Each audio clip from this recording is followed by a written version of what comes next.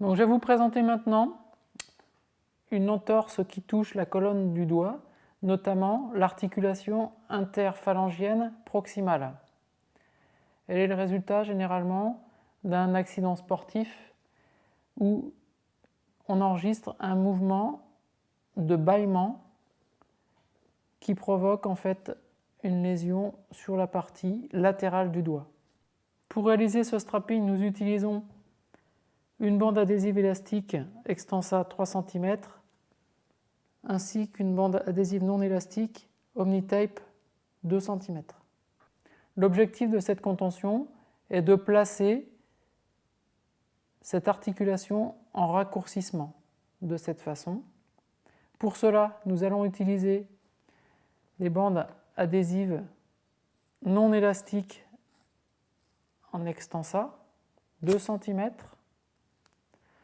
Après avoir placé l'articulation en position raccourcie, nous allons positionner latéralement une première bande.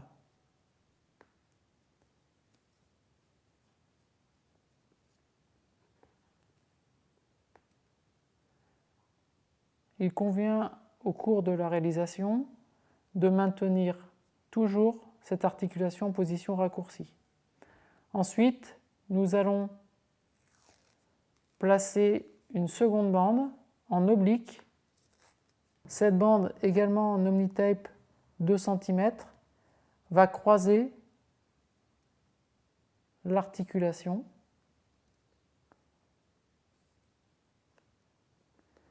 Et pour terminer,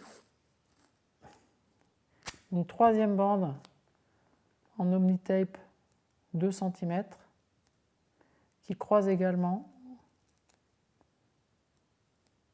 l'articulation en regard du ligament touché. Enfin, pour terminer, nous allons utiliser une bande adhésive élastique Extensa 3 cm coupée longitudinalement. Cette coupe va nous permettre d'avoir un point d'attache en bracelet qui va augmenter l'efficacité de cette nouvelle attelle. Après avoir positionné la partie distale, nous allons exercer une tension sur cette bande et placer la partie proximale.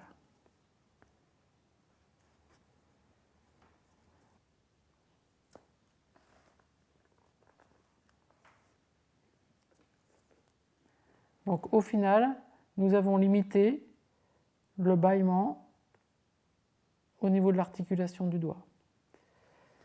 Pour terminer, il nous suffit donc d'immobiliser ce doigt avec son voisin.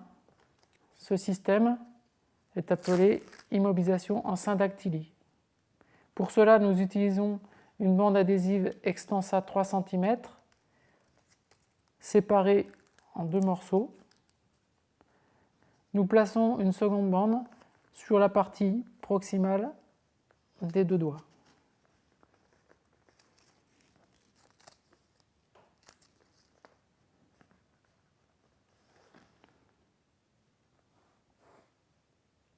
Ainsi, donc, le risque de bâillement et d'entorse au niveau de cette articulation interphalangienne proximale est écarté.